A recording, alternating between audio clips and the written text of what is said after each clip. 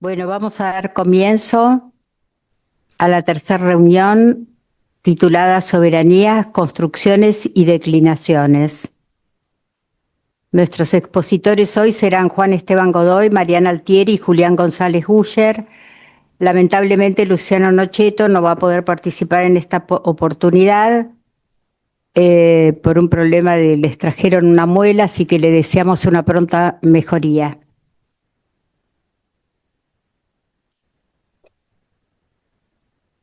Bueno, en primer lugar, le damos la palabra a Juan Esteban Godoy, que es doctor en comunicación social, magíster y especialista en metodología de la investigación, sociólogo y profesor de sociología, director de la especialización en pensamiento nacional latinoamericano siglo XX, docente de grado y posgrado universitario y autor de numerosos libros y artículos, entre ellos La forja del nacionalismo popular. Bueno, Juan. No. Sí. Bueno, ahí, ahí. Bueno, ahí estoy, ahí estoy. Bueno, antes que nada, muchas gracias por la invitación y perdón por la demora, jugué una mala pasada que el tránsito. Bueno, agradecer la invitación acá al maestro Enrique, saludar también acá a otro maestro Mario y a todos los presentes, con varios nos conocemos. Bueno, yo voy a poner el tiempo siguiendo acá la recomendación de Mario, si bien estamos con tiempo, para no pasarme y después en la parte del intercambio y demás, cualquier cosa, podemos profundizar algunas cuestiones, ¿no? Yo cuando me convocaba acá Enrique para hablar de la soberanía, bueno, pensaba un poco cómo encarar la cuestión. Y voy a intentar procurar, digamos, ver por qué la soberanía o por qué la necesidad de abogar por una soberanía nacional en el día de hoy, ¿no? Las razones de por qué podríamos denominar que es fundamental la cuestión que mayormente se ha denominado como la cuestión nacional, o quizás, a mí me gusta un poquito más llamarla como la dependencia, desde una tradición más nacional, ¿no? Digamos, pensar fundamentalmente entonces la dependencia, pensar en el quiebre de la dependencia como camino para la emancipación nacional, ¿no? Ir un poco a los fundamentos teóricos. Yo me voy a enfocar desde el pensamiento nacional y latinoamericano, desde esa matriz o desde ese conjunto de ideas que Alcide Argumedo llamaba como la matriz de pensamiento nacional latinoamericana, ¿no? Bueno, pensar un poco a través de las ideas de algunos pensadores. Yo pensaba tomar ideas de Hernández Arrey, de Metol Ferré, de Scalabrini Ortiz, de Colorado Ramos, de Jaureche, de Perón, un poquito algunas ideas de cada uno de ellos y algún pensador más por ahí también que pueda aparecer, ¿no? Uno podría pensar la cuestión de la soberanía nacional desde la acepción, digamos, más sencilla, como el mantenimiento de las fronteras nacionales, ¿no? La defensa del territorio nacional, ligado muy estrechamente a la función de las Fuerzas Armadas, ¿no? Pero acá la idea es un poco ampliar la noción de soberanía, ¿no? Y pensar en la lucha por el libre desenvolvimiento de las fuerzas nacionales, ¿sí? Pensar el apartamiento de cualquier tipo de injerencia extranjera, pensar la soberanía ligada al desarrollo, ligada al proceso de industrialización, ¿no? Y demás. Y en este sentido, un poco históricamente, contextualizar la temática implica pensar y retrotraernos al siglo XIX, un poco podríamos ir a algunas fechas diferentes, pero yo me voy a centrar fundamentalmente en que producidos los procesos emancipatorios, no producidos los procesos revolucionarios del primer cuarto del siglo XIX, ¿no? con los consiguientes proyectos populares, ¿no? Un proyecto muy ligado a la idea de la integración de los territorios liberados del yugo español, ¿no? Lo podríamos simbolizar del norte al sur con la gesta sanmartiniana, del sur al norte con la gesta sanmartiniana, del norte al sur con la bolivariana, ¿no? Bueno, este proceso de emancipación, si bien, como nosotros sabemos, va a lograr la emancipación política, va a tener una problemática en torno a la cuestión de la integración, ¿no? Se va a producir, frustrada esa integración, se va a producir un proceso que algunos autores denominan como de balcanización, ¿no? O de segregación de esta gran patria o estas 2 o 3 grandes patrias, como fuera el caso, se van a segregar en muchos países pequeños, ¿no? Un poco los designios de Canning, que había dicho algo así en 1825, como, o sea, un año después, ¿no? Ayacucho incluso es en diciembre del 24, ¿no? El 9 de diciembre. Y en el 25 Canning dice, bueno, América del Sur es libre, si actuamos con inteligencia será nuestra, ¿no? Tenemos que hacer de América la granja de Su Majestad el Reino Unido. Y un poco esos designios de Canning se iban cumpliendo y van a ir naciendo estas patrias chicas, podríamos decir, que como decía Metol Ferré, son como hermanos, pero hermanos que están peleados, no están de espaldas unos a otros, decía Metol, unos mirando al Atlántico, otros mirando al Pacífico, ¿no? O el Colorado Ramos va a decir que nosotros somos un país porque fracasamos en ser una gran nación, ¿no?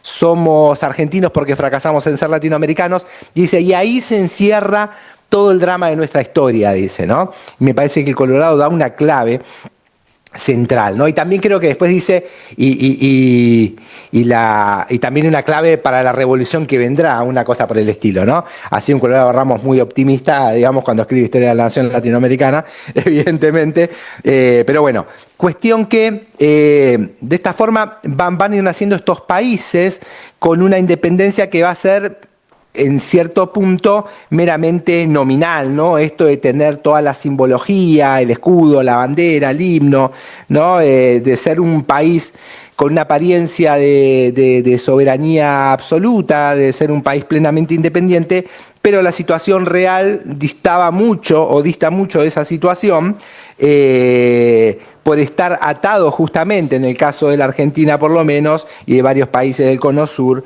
al imperialismo británico, ¿no? Entonces esa independencia, en cierto punto, se ve limitada, ¿no? Esto que el Colorado Ramos denominaba como un orden semicolonial, ¿no? Un orden semicolonial, ideas que lo va a retomar muy fuertemente la tradición del pensamiento nacional en los 50, 60, el primero que la retoma es Jauretche, que un tiempito después del libro ese que había escrito Ramos, donde había puesto esta idea, el libro de Ramos es Crisis y Resurrección de la Literatura Argentina, que lo escribe en 1954, y Jauretche saca Los Profetas del Odio justito después del golpe del 55, ¿no? Y ahí aparece también otra cuestión, que es la colonización pedagógica, ¿no? Que ahora después alguna cosita voy a decir, pero ligar esto que vengo diciendo con alguna categoría que trae Hernández Arregui. Juan José Hernández Arregui, otro gran pensador nacional, ¿no? Proveniente del marxismo, que piensa en cierto sentido el nacionalismo popular desde el marxismo, él dice, hay algo central para comprender la realidad nacional, que es diferenciar el nacionalismo. Es decir, el nacionalismo no es un término unívoco, ¿no? Claro, porque el nacionalismo mayormente venía asociado, o muchas veces hasta el día de hoy, al fascismo, al nazismo y demás. Y él dice, hay que diferenciar los nacionalismos de los países desarrollados, de los países opresores, dice él, del nacionalismo de los países oprimidos o países dependientes, coloniales, semicoloniales, ¿no? Mientras el nacionalismo de los países opresores es un nacionalismo expansivo, ¿no? Que se ve constreñido en su desarrollo o siente que está constreñido en su desarrollo por las fronteras nacionales y se expande sobre otros países, el nacionalismo de los países opresivos se caracteriza como un nacionalismo meramente defensivo, que defiende justamente su autodeterminación, que defiende su soberanía ante el avance de otro país. Ahora, ese nacionalismo pensaba Hernández Arrey, no podía ceñirse meramente a las fronteras nacionales de las patrias chicas, sino que había que buscar, en cierto punto, restablecer este orden de reconstrucción de esa gran nación latinoamericana. Es decir, Arrey nos implica que para la defensa de la soberanía tenemos que pensar en un nacionalismo no ceñido a las fronteras nacionales, sino en un nacionalismo de la patria grande, un nacionalismo latinoamericano, ¿no? Este nacionalismo latinoamericano es el que tenemos que practicar, ¿no? Desde el pensamiento de Hernández Arrey. Manuel Ugarte, otro gran latinoamericano, decía algo así como: el mejor nacionalismo es el nacionalismo que mire desde la patria grande, una cosa por el estilo, ¿no? Y el mismo Metol Ferré, a partir de todo el desarrollo que había hecho Perón en ese discurso, que había sido como reservado, secreto, ¿no? En la Escuela Superior de Guerra en 1953, donde plantea esta idea del ABC, ¿no? La alianza estratégica entre Argentina, Brasil y Chile. Metol Ferré va a tener un desarrollo. Metol había leído, creo que muchos conocen, no había leído este discurso de Perón y había quedado como embelesado, ¿no? Y le va a dedicar toda su vida a indagar en esta cuestión y a profundizar, y va a llegar a esta noción que los países en el futuro, dice él, para poder defender su soberanía, tienen que superar ese aislamiento regional y tienen que poder constituirse como estados nacionales continentales, ¿no? Y esos estados nacionales continentales deben ser industriales, piensa él también, ¿no? Cada país por separado va a ser sometido, en cambio, de esta forma puede haber una defensa de la soberanía más adecuada, ¿no? Y también Arrey, cuando pensaba en nacionalismo, y creo que también necesario decirlo, diferenciaba como un nacionalismo al interior de cada país, como un nacionalismo reaccionario de un nacionalismo revolucionario, ¿no? Ese nacionalismo reaccionario que muchas veces se esconde como un interés de clase detrás de un discurso nacional, justamente, en contraposición a ese nacionalismo revolucionario o nacionalismo popular, ¿no? Arrey lo va a encontrar ese nacionalismo popular o de los primeros atisbos en la década del 30, los va a encontrar allá a mediados de los 30 en Forja, ¿no? En la Fuerza de Orientación Radical de la Joven Argentina, ¿no? Estos jóvenes mayormente que se habían levantado contra la entrega de la década infame, ¿no? Contra la entrega de la economía, contra la entrega de esos resortes de la economía, y se habían sumergido, sobre todo Scalabrini y Ortiz, a estudiar la estructura dependiente en los hechos, no en los datos. Eso me parece también importante como señala esa distinción también del nacionalismo. En el peronismo también claramente va a encontrar un nacionalismo popular, ¿no? El peronismo que Arrey ve que va a lograr avanzar pasos agigantados en vinculación a la soberanía nacional, porque la soberanía nacional, si nosotros nacemos como patrias chicas, semicoloniales, va a estar muy ligada ahora a la cuestión de la emancipación económica, ¿no? Va a estar muy ligada a la nacionalización de esa estructura económica, porque Manuel Ortiz Pereira, que era maestro de Jaureche, ¿no? Del cual Jaureche toma mucho su lenguaje, ¿no? Ese lenguaje tan particular que tenía Jaureche, que lo toma en gran medida de Ortiz Pereira, ¿no? Ortiz Pereira hablaba de los aforismos sin sentido, Jaureche después eso lo va a transformar como en las sonceras, ¿no? Y hace ese manual de sonceras argentinas, ¿no? Ortiz Pereira decía: la Argentina es un país rico, es un país en el que llueve enorme cantidad de riqueza, pero alguien sobre la Argentina puso un techo que hace que la mayor parte de los argentinos no se mojen con esa riqueza.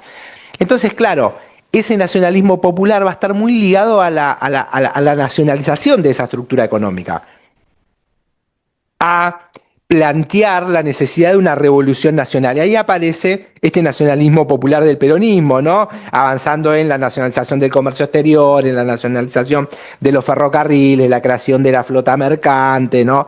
Podríamos pensar varias de estas cosas plasmadas en la Constitución del 49, ¿no? Con ese célebre artículo 40, del cual participa en su redacción justamente Scalabrini Ortiz, creo que también José Luis Torres, hay varias manos ahí, pero es un artículo que termina siendo, ¿no?, emblemático. Acá varios conocen bien la cuestión, y aparece esto de la inalienabilidad y el dominio imprescriptible de la nación sobre los recursos naturales, ¿no?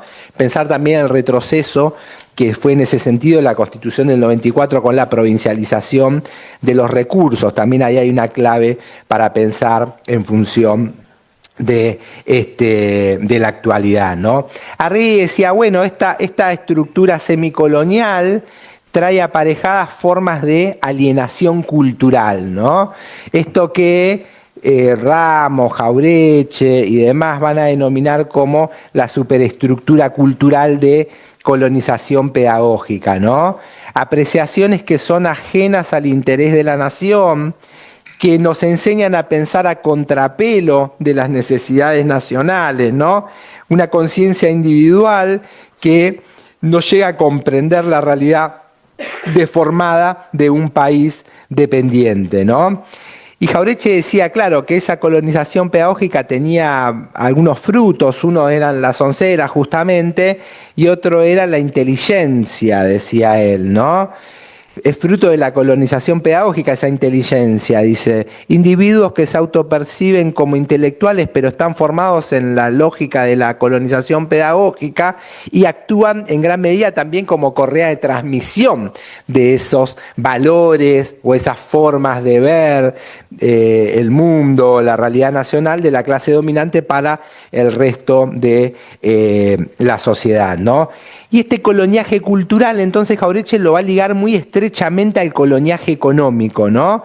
Digo, se apuntala mutuamente, dice Jaureche, no existe uno sin el otro, ¿no? Entonces, también, si pensamos en términos de soberanía, tenemos que pensar en un mecanismo de descolonización pedagógica, donde hay algunos hitos que aparecen como centrales. Una cuestión es la cuestión historiográfica, ¿no? No casualmente, claro, varios de estos pensadores, por ejemplo, los forjistas, yo recuerdo el joven Darío Alessandro, que era muy jovencito cuando estaba en Forja, era el más joven, el integrante más joven. Él decía que, nos tuvimos que hacer revisionistas en el camino, dice, porque claro, queríamos comprender la actualidad de la Argentina de los 30 y nos encontramos que para comprenderla había que ir a la historia, ¿no? Y en eso que nos encontramos, con que la historia argentina estaba falsificada, ¿no? Falsificada no por falsedad, sino porque había un relato prácticamente único que tornaba a ser hegemónico, que era el relato de la historiografía oficial, liberal, que no permitía que era mayormente la historia, el pasado nacional visto desde el punto de vista de la clase dominante, de la élite porteña que había derrocado a Juan Manuel de Rosas en el 52 y después se había quedado claramente con la presidencia después de esa particular batalla de Pavón en el 61, ¿no?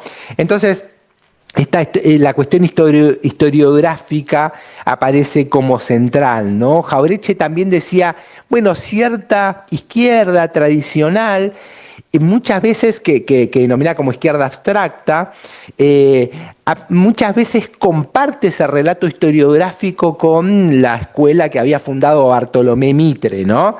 Él decía, en la izquierda tradicional lo que circula es el mitromarxismo, decía él, ¿no? Diciendo, lo que hay es un cambio de categorías, pero el fondo de esa historiografía es la misma, ¿no? Entonces, digamos, no hay proyecto de nación posible sin revisión del pasado, ¿no? Sin romper con esa falsificación de la historia que impide la realización de una política nacional, ¿no?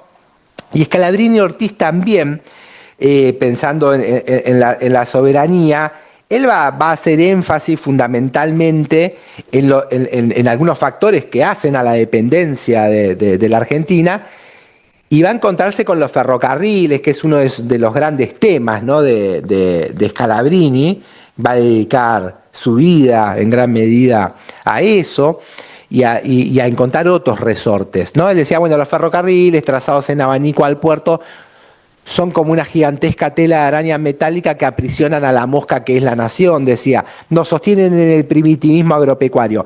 Pero Scalabrini no se va a quedar solo en los ferrocarriles, sino que él dice, hay que nacionalizar los ferrocarriles y darle un sentido nacional, justamente, sino que también va a haber otras cuestiones, los servicios públicos, los recursos naturales, ¿no? Que tienen que estar en manos nacionales y no pueden seguir, piensa Scalabrini muchas veces, estos resortes de la economía, la lógica de la ganancia por sobre todo, porque lo que tienen que estar es al servicio de los requerimientos nacionales, ¿no? Y claro, también vinculado a la soberanía nacional, ya para más o menos ir cerrando con 2, 3 ejes más, vinculado a la soberanía nacional, claramente aparece la cuestión de la defensa, ¿no? De la defensa nacional, ¿no? Digamos, como para que está muy vinculada a la cuestión de la industria también, ¿no?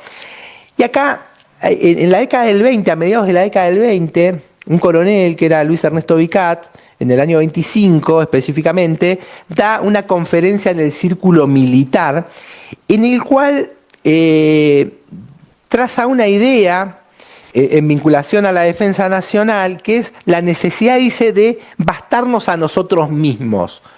Porque, claro, hace una hipótesis, dice, ¿qué pasaría si la Argentina la atacan, ¿no? Si alguien sufre un ataque externo, ¿cierto? Y él dice, claro, si la atacan está muy complicada porque no controla los ferrocarriles, no controla, no tiene una marina de guerra, tampoco tiene una marina mercante, no controla la energía, ¿no? Entonces, claro, el tipo va a decir, nosotros tenemos la necesidad de bastarnos a nosotros mismos, porque la guerra ahora no solo implica la cuestión militar, sino implica diferentes planos, el plano económico, el plano educacional, el plano moral, el plano social también va a aparecer muy fuertemente, ¿no?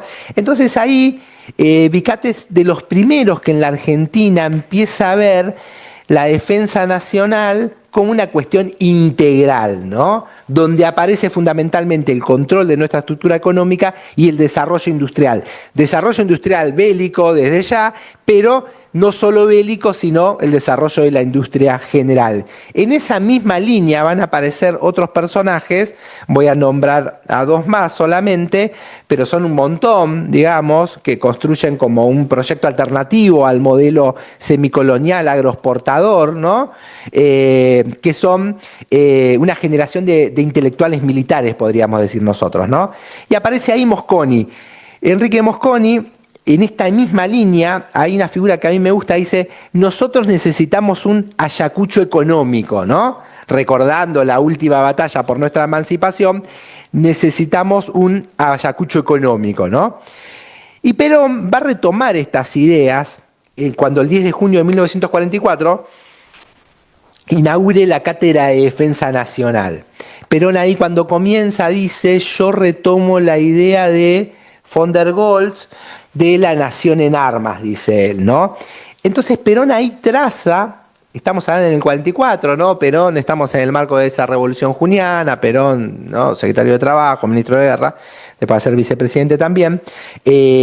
Perón va a trazar en esa conferencia en gran medida lo que va a ser el proyecto posteriormente que va a establecer su gobierno, ¿no? Habla ahí de la necesidad para tener una defensa nacional óptima, para defender la soberanía nacional, la necesidad de industrializar la patria. Y ahí también aparece la cuestión de la justicia social, dice él. Dice, porque si nosotros queremos defender, tener una defensa de la soberanía nacional, tenemos que cobijar a todos los compatriotas, porque nosotros no le podemos decir a alguien, bueno, venía a defender la soberanía nacional, si es alguien que a lo largo de los años fue excluido, no fue dejado fuera. Entonces dice, y también necesitamos individuos aptos, necesitamos una buena legislación laboral, ¿no? Se empieza a desarrollar toda la sanidad militar también y demás. Entonces Perón dice en un momento, dice, en la defensa nacional tenemos un argumento más de por qué es necesaria la justicia social, ¿no? Entonces acá también para fortalecer la soberanía. Y ahí ya termino. Entonces, porque Perón pensaba, claro, hay que establecer la defensa nacional, hay que establecer mecanismos para defender la patria, para defender la soberanía, no por una cuestión probélica, sino al contrario, ¿no? Para poder sostener la paz, ¿no? Perón hacía esta frase clásica que, ¿no? Si querés la paz te tenés que preparar para la guerra, ¿no? Decía que los pueblos que habían descuidado su defensa habían pagado muy caro ese error. Y esta advertencia quizás de Perón también nos sirve para pensar la soberanía en la actualidad, pensando en las condiciones de nuestro país, ¿no? Un extenso territorio, una enorme plataforma marítima, fronteras largas, ¿no? Varias de esas embarcadas en lo que el pensador brasilero Mario Travassos decía como fronteras vivas, ¿no? Estas fronteras medias conflictivas. Bueno, una parte de nuestra tierra ocupada por el imperialismo británico, no menor, una enorme deuda externa, escasa densidad poblacional en diferentes lugares del país, una economía dependiente, extranjerizada. Entonces, establecer mecanismos también para pensar la industria, pensar la justicia social, pensar la defensa de la soberanía nacional resulta fundamental, ¿no? Creo que en tiempos aciagos de nuestra patria, y quizás, como para cerrar ahora sí, recordar las palabras del entonces padre Jorge, que decía algo así, dice: los argentinos usamos una expresión atrevida y pintoresca a la vez cuando nos referimos a personas inescrupulosas. Decimos, este es capaz de vender a la madre, pero sabemos y sentimos hondamente en el corazón que a la madre no se la vende, no se la puede vender, y tampoco a la madre patria. Celebramos 200 años de camino de una patria que en sus deseos y ansias de hermandad se proyecta más allá de los límites del país, hacia la patria grande, la que soñaron San Martín y Bolívar. Esta realidad nos une en una familia de horizontes amplios y lealtad de hermanos. Por esa patria grande también rezamos hoy nuestra celebración, que el Señor la cuide, la haga fuerte, más hermana y la defienda de todo tipo de colonizaciones. Muchas gracias.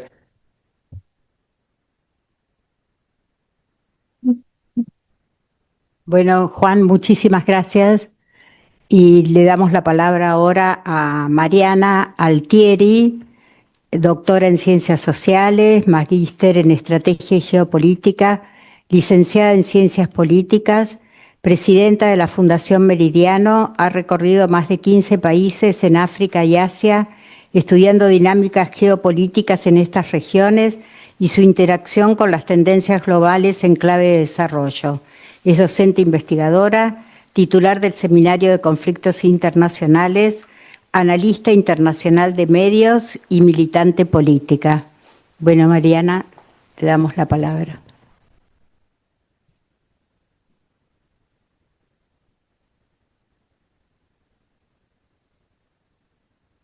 ALT y ERI. Bueno, encantada de estar esta mañana con todos ustedes, compañeros y compañeras. Voy a arrancar por el final porque Juan estaba hablando recién de la importancia de la defensa nacional y ayer tuve la posibilidad de estar en el primer Congreso de Defensa Nacional que armó el Partido Justicialista. Y justamente todos los debates que se dieron en los paneles de todo el día fueron siempre y en cada eje, en el tecnológico, en el de Malvinas, en el internacional, en el de adiestramiento, etcétera, la vinculación específica y necesaria que tiene la defensa nacional con el desarrollo. No hay forma de pensar una política de defensa nacional si no está asociada a la soberanía en clave de desarrollo. Y digo esto para no olvidarme, porque estaba reflexionando sobre la exposición de Juan, para que lo retomemos al final. Pero lo que yo quería traer para debatir con ustedes, y que es lo que venimos charlando, pensando en términos de la soberanía en los tiempos que corren, pero desde los que hacemos relaciones internacionales, ¿no? Toda la mirada de la crisis y la reconfiguración de las discusiones respecto de la soberanía, no pensada desde adentro del Estado, sino pensada en cómo ese concepto y ese principio es indispensable y se pensó de esa forma en función del sistema internacional que tenemos hoy, que hoy además está en crisis. Entonces, cuando nosotros pensamos la soberanía desde lo internacional y desde la arena internacional, aparecen dos cuestiones fundamentales que por supuesto están íntimamente vinculadas en cómo se definen hacia adentro. Pero la idea de la soberanía desde lo internacional se lee de una forma mucho más escueta, en principio, que toda la descripción mucho más profunda de la vinculación con el desarrollo, de la nación, etcétera, que hacía Juan, sino que es simplemente el derecho a ejercer autoridad, la autoridad suprema de un Estado dentro de su territorio con total independencia, ¿no? Dentro de su territorio. Y ahí aparece la primera cuestión fundamental, que tiene que ver con fronteras muy definidas. Cuando surge la idea del Estado-nación como la tenemos hoy, a diferencia de otras formas de Estado, de organización política de las comunidades a lo largo de la historia, donde las fronteras eran mucho más flexibles en términos de una línea, de una delimitación fronteriza específica, etcétera, a partir del concepto de Estado-Nación, que no tiene un momento de nacimiento, pero uno tiene Viena, Westfalia y después las Naciones Unidas, específicamente, aparece esta idea de una frontera muy claramente delimitada, todo el enorme trabajo que de hecho hacen los estados y la comunidad internacional para reconocer esas fronteras y poder saldar cualquier tipo de problemas fronterizos, si bien subsisten muchos. ¿Por qué? Porque esa autoridad del ejercicio soberano del Estado es absoluta hacia adentro y termina exactamente en esa frontera. Y ahí tenemos lo primero que, por un lado, es una concepción que nosotros la tenemos incorporada porque así la aprendemos en la escuela, porque así, pero que es muy nueva en la historia de la humanidad y es inclusive un poco rara porque las fronteras siempre son vivas, los pueblos siempre intercambian, las dinámicas fronterizas siempre son con idas y vueltas y las dinámicas económicas y las dinámicas de intercambio y las migraciones, etcétera. Y porque además los pueblos funcionan de esa manera en la vinculación con sus territorios, entonces hacer fronteras 100% definidas, de este lado todo, del otro lado nada, de este lado hay un pueblo vinculado y arraigado a un determinado territorio, que por ello también tiene esa soberanía, y del otro lado hay otro pueblo totalmente arraigado, cultura diferente, una otredad total del otro lado de la frontera, es falso y no es realista. Entonces ahí tenemos una primera complejidad. Complejidad igual sobre la cual se basó la organización de un sistema internacional de estados-naciones, donde aparece la otra lógica importante de la soberanía estatal en el sistema internacional, que es la idea de la igualdad jurídica. Cada estado es igual al resto, independientemente de su tamaño, su población, su poder económico, su capacidad militar. Todos tenemos igualdad jurídica de derechos en el sistema internacional y nos encontramos en esos organismos para hablar, entre comillas, de igual a igual o a construir las herramientas para que eso pueda ser posible. Ahora vuelvo ahí, a la idea de la igualdad jurídica soberana. Tenemos las fronteras. Sí. Bien, ambos principios están hoy en crisis. Ya vienen estando en crisis, pero empezamos el siglo XXI con un momento de falta de interés de aquellas grandes potencias que basaron su dominio y su expansión en este tipo de sistema por sostener este sistema. Y la idea de las fronteras definidas se basaba también en otro principio que está mucho más asociado al tema de la defensa, si se quiere, o a la conflictividad del sistema internacional, que es que, si quieren, es difícil poner fechas, pero al mismo tiempo que surge esta idea de la frontera definida y de la soberanía hacia adentro y no hacia afuera, etcétera, lo que aparece es la idea de que la guerra ya no da derechos en términos de expansión territorial. Entonces lo que se llama es como el fin de la era colombina, ¿no? La era colombina surge en principio cuando se descubre, cuando Europa llega a América, pero en realidad es toda esa gran época de expansión imperial de Europa sobre el resto del mundo. Era una época que exponencialmente lo que estaba buscando era la expansión territorial de los grandes imperios. Cosa que ya había sido así en toda la historia de la humanidad, ¿no? Estados, civilizaciones que crecen, o comunidades políticamente organizadas, pueblos que crecen y amplían sus fronteras, incorporan otros pueblos a sus organizaciones políticas, después caen, aparecen otras conformaciones, etcétera. En general en la historia de la humanidad con núcleos civilizacionales fuertes que se expanden y eh, contraen, gracias, y otras expresiones también políticas políticamente organizadas con otras cuestiones culturales, pueblos, etcétera, que quedan adentro o no de esas grandes expansiones imperiales, etcétera. Y hay enormes ejemplos de distintas formas en las que esto se ha organizado a lo largo de la historia. La particularidad de este proceso colombino de expansión de los imperios europeos es que al mismo tiempo se construye esta idea del Estado-nación. Pero era un Estado-nación con fronteras definidas que se aplicaba a ellos y después tenías el formato distinto de la colonia. Después de la Segunda Guerra Mundial, donde de alguna forma la potencia que surge a ordenar el sistema internacional es una potencia que viene de consolidarse desde la emancipación, que es Estados Unidos, se termina de asentar esta idea de basta de colonialismos, comillas, porque sabemos que se reformuló de otras maneras, pero la idea de, bueno, el Estado-nación en serio y esto de, me suena a mí en la guerra del Paraguay, esto de la victoria no da derecho, pero esta idea de ya está repartido, se acabó la era colombina, el territorio ya está repartido, le pertenece a cada nación. Y la idea del Estado-nación como cada pueblo que tiene el derecho a autodeterminarse y por ende ejerce ese derecho sobre su territorio con el que tiene lazos ancestrales, históricos, etcétera, y eso es lo que fundamenta esta idea de que esta idea de la igualdad jurídica en el derecho internacional y la soberanía estatal con fronteras definidas, es que a cada pueblo le corresponde una nación.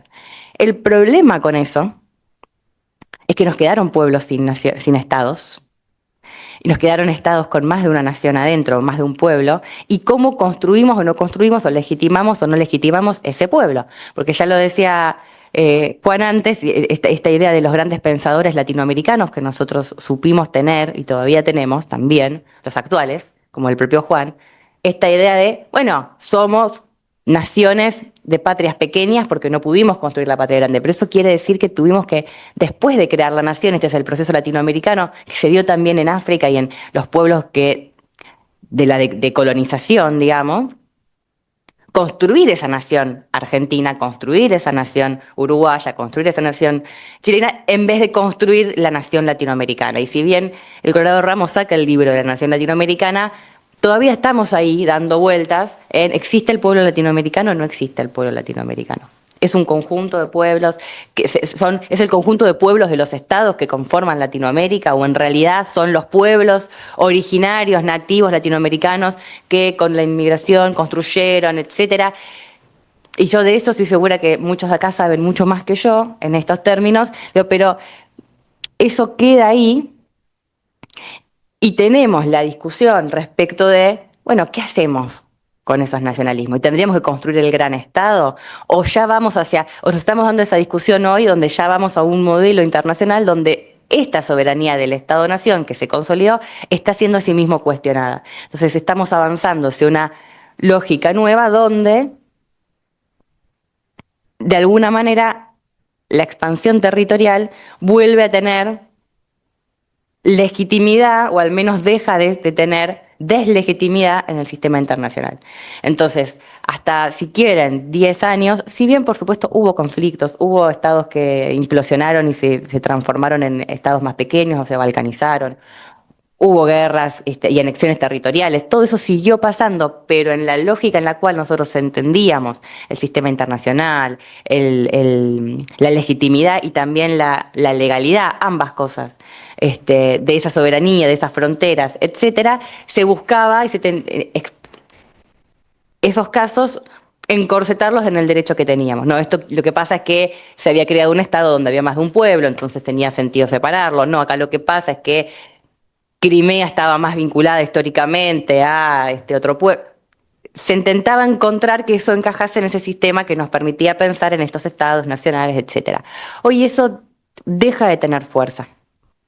Deja de tener fuerza y empieza a haber otra lógica, sobre todo desde las potencias, grandes y medias, de pensar, bueno, si ya no hay un castigo, una pérdida de prestigio, una sanción internacional por pensar en que los límites y las fronteras definidas de mi Estado pueden cambiar y pueden cambiar en función de la fuerza que yo tengo la capacidad de usar, entonces puedo recrear proyectos previos a la idea del Estado-Nación moderno como el que tenemos hoy, con una soberanía mucho más expandida. Y aparece la idea de la gran Turquía, la gran Persia, el gran Israel, la gran Norteamérica que trae Trump, Rusia con Crimea, es decir, estados que previamente fueron núcleos civilizacionales de pueblos que tuvieron lógicas, podemos llamarle imperiales o no, pero que tuvieron lógicas de expansión y contracción a lo largo de la historia y que ven que estamos en la capacidad, que tienen la posibilidad en este momento histórico, por cómo se está dando la lógica de intercambio de poder en el sistema internacional, de transformar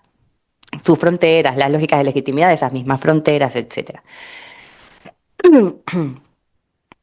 Y ahí yo no me tomé el tiempo.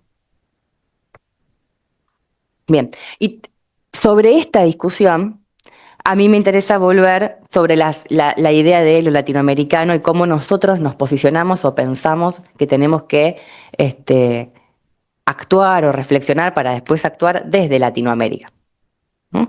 Porque también es cierto que toda esta crisis donde muchas veces salimos a pararnos y a decir, sí, es verdad, porque hay pueblos que no tenían Estado, sí, es verdad que el sistema internacional era un poco falso, porque no es cierto que los Estados teníamos todos el mismo derecho, porque el Consejo de Seguridad de Naciones Unidas, o porque esto y aquello, pero nos olvidamos que a quienes más nos sirvió el sistema multilateral, basado en normas y la construcción de esas normas y derechos, es justamente a los Estados con menor poder relativo del sistema internacional. O sea, nosotros. Entonces, que se caiga el multilateralismo no es una buena noticia para países como nosotros, Argentina y Latinoamérica en general. Hemos hecho un buen uso de esas herramientas. Y se encontraron durante épocas anteriores otras formas de recreación, si se quiere, de la nación latinoamericana o del continentalismo a través de organismos supranacionales. Las formas jurídicas se le podía adaptar al proyecto político. Entonces, lo que nosotros tenemos que repensar en este momento es, ¿pero cuál es el proyecto político? ¿O qué hacemos con esa soberanía? ¿Qué hacemos con este mundo en crisis respecto de las fronteras y respecto de la igualdad entre los estados frente al sistema internacional? Y no nos encuentra en un muy buen momento, la verdad. Y ahí me tengo anotada la frase de Eva que mencionaba Mónica al principio y pienso, bueno, hoy ni Argentina ni Latinoamérica cumple ninguno de esos requisitos. Ni pacíficas, que Latinoamérica era uno de nuestros grandes logros, era que habíamos construido esa zona de paz y hoy ya empieza a tambalearse, ni poderosas ni soberanas 100%, soberanos en el sentido amplio de todo lo que implica, que tiene más que ver con lo que venía señalando Juan, pero también incluso y por primera vez, en vez de estar más cerca de construir una soberanía más amplia, estamos más cerca de entregar el último ratio de la soberanía, que era esta que yo describía desde la definición más clásica que aparece en cualquier diccionario al principio, que es el derecho a ejercer la autoridad suprema dentro de su propio territorio con total independencia, porque eso ya no nos está pasando a los países latinoamericanos, incluso por coerción en algunos, y toda esta idea estadounidense del nuevo neoprotectorados en el hemisferio occidental, o por decisión entreguista de otros, ¿no? Ahora, algo para repensar en serio esta cuestión, creo desde nosotros, es que los tres principios que nombraba Perón, también los nombró gracias Mónica y los traía obviamente Juan, de la independencia económica, la soberanía política y la justicia social, no solo no son decorativos, sino que no pueden existir uno o dos si no existen los tres al mismo tiempo, son mutuamente necesarios. Y yo creo que a veces eso se pasa, ¿no? Y se pone el énfasis en la independencia económica, que está más relacionada a la soberanía política, y se nos escapa que sin justicia social, si no hacemos real la justicia social, que no es caridad, que no es solamente que la gente tenga para comer y eliminar la pobreza, sino que es la participación efectiva del pueblo, con justicia de lo que entrega y de lo que se merece en función del territorio que habita, no hay posibilidad de independencia económica o de soberanía política, porque la grandeza de la nación requiere de una soberanía que es popular, que es la participación efectiva de ese pueblo respecto de qué se hace con la riqueza y el recurso que ese territorio tiene en función de la construcción de ese desarrollo.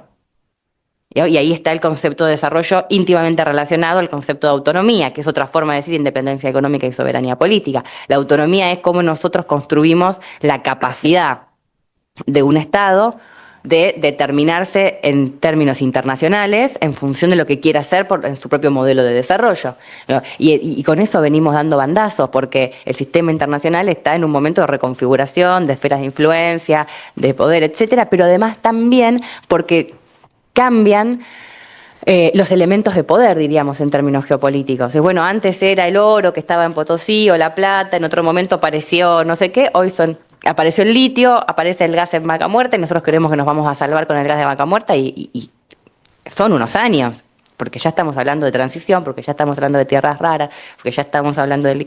Entonces, eso también los mapas geopolíticos de los recursos se están transformando también.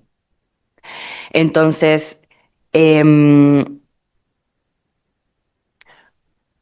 ¿cómo reconstruimos una idea de soberanía que incluya todo esto y sobre todo que incluya esa participación popular en serio respecto de el destino de nuestra nación? Y cómo la reconstruimos con la idea de cómo nos pensamos más allá de la Argentina, si tenemos la capacidad de hacerlo en este momento histórico donde estamos en un momento de retroceso del pensamiento latinoamericano y de la percepción latinoamericana de nuestro pueblo también. Ni que hablar de los gobiernos. Y que ya está, entonces, mira, yo decía, voy a hablar poco, así hablamos después. No, ya está, y lo dejo sí para que charlemos después. Esta idea de Metol Ferré, que también nombraba Juan, de estados pequeños que además te dan la espalda, ¿no? Tiene un correlato desde el estudio de la geopolítica con esta idea de la lógica centrífuga de América, de Sudamérica sobre todo, ¿no? Con la cordillera de los Andes en el medio y naciones atlánticas y naciones pacíficas, que tiene que haber una voluntad política por sobre las lógicas, las dinámicas que se dan en términos económicos para integrar lo que naturalmente, solo para citar al general, se desintegra, ¿no? Entonces, son todas esas capas las que tenemos que trabajar para poder recrear, pero ¿cuál es nuestra mirada de la soberanía, pero integrando esas tres banderas? Y para Latinoamérica, ¿por qué? Y con esto cierro, así como la mirada de la independencia y de la emancipación nos dio una mirada del nacionalismo que es emancipador, y que habla de la libertad desde la justicia, completamente diferente del nacionalismo europeo, que es dominante, expansionista, etcétera, ¿no? También la idea de limitar las fronteras y reconstruir una nación más grande es desde Latinoamérica distinta, muy distinta que la que se está pensando en estos ejemplos que yo les nombraba antes de el gran Irán, el gran Israel, la gran Norteamérica, etcétera. Nosotros pensamos la lógica de dilución de esas fronteras y de una gran Latinoamérica, en todo caso, desde otra mirada. Ahora, de eso estoy segura. Ahora, ¿qué conforma esa otra mirada? No lo terminamos de tener claro. Y si no lo terminamos de tener claro, no sabemos muy bien hacia dónde movernos, y si la frontera al final era tan importante o no tan importante, moverle el mojón a los chilenos o no moverle el mojón a los chilenos. ¿Cómo reconstruimos una cosa distinta? Eso es todo por ahora.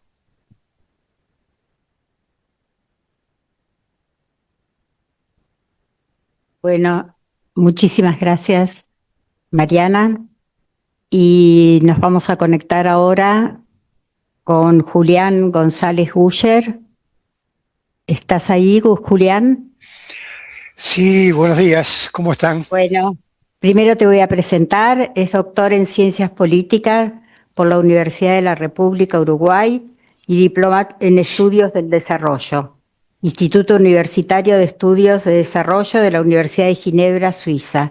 Miembro nivel 1 del Sistema Nacional de Investigadores de Uruguay, especialista en asuntos de seguridad regional y defensa nacional, docente libre del Departamento de Ciencia Política de la Universidad de Uruguay, fundador e integrante del Consejo de Dirección del Observatorio Sudamericano de Defensa y Fuerzas Armadas. Ha publicado varios libros, numerosos capítulos de libros y artículos en revistas científicas. Bueno, Julián, te damos la palabra. Bueno, muchísimas gracias. No sé si podré compartir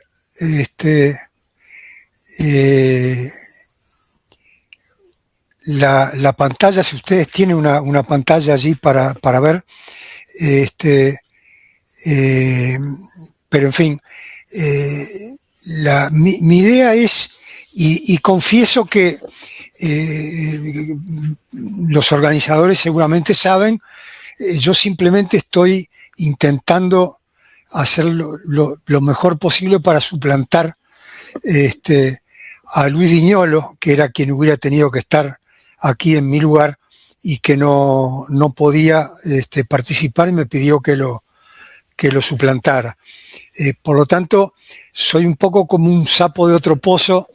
He estado escuchando con mucha atención lo que planteaban los compañeros que participaron anteriormente, tratando además de ubicarme mejor de qué se trata este seminario, del cual en realidad tenía muy poca información previa.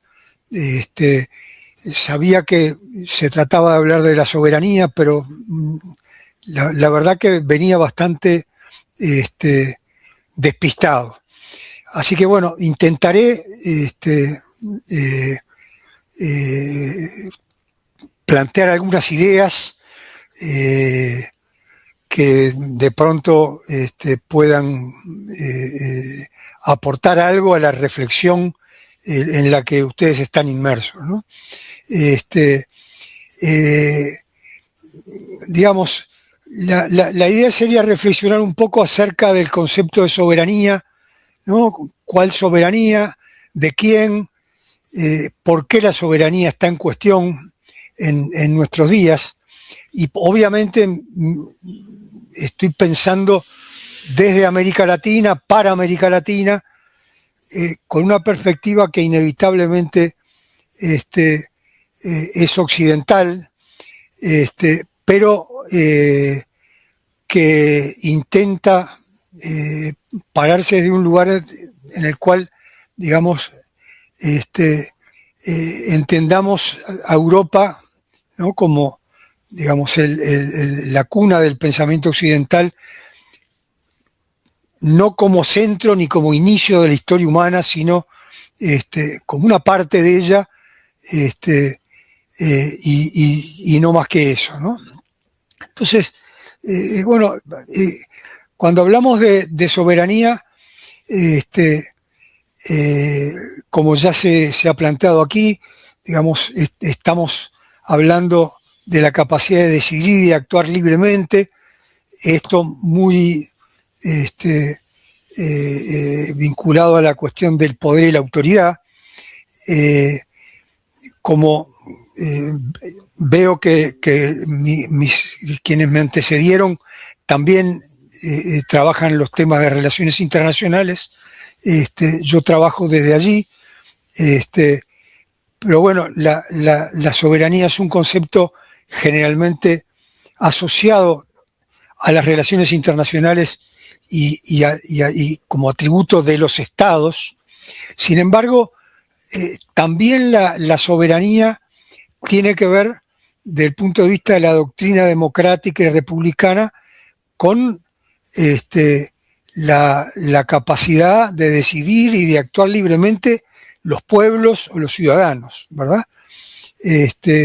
Y aquí aparece también la cuestión de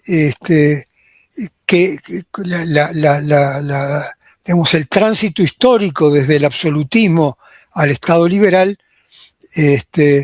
de la noción de soberanía vinculada al poder divino, expresado a través del Papa y de los reyes, y cómo en la Revolución Liberal el concepto de soberanía pasa a ser un atributo de la nación. Y acá me gustaría referirme al hecho de que yo soy uruguayo, ustedes argentinos, y tenemos una de las diferencias en nuestras culturas políticas es que nosotros tendemos a hablar de república y ustedes tienden a hablar de nación, ¿verdad? El concepto de nación es un concepto problemático, abstracto, que tiene sus complejidades. No me voy a meter en el tema del nacionalismo, que ustedes han desarrollado muy bien con un enfoque que comparto absolutamente, el nacionalismo de nación oprimida, dependiente, nacionalismo de nación opresora, expansiva, imperial.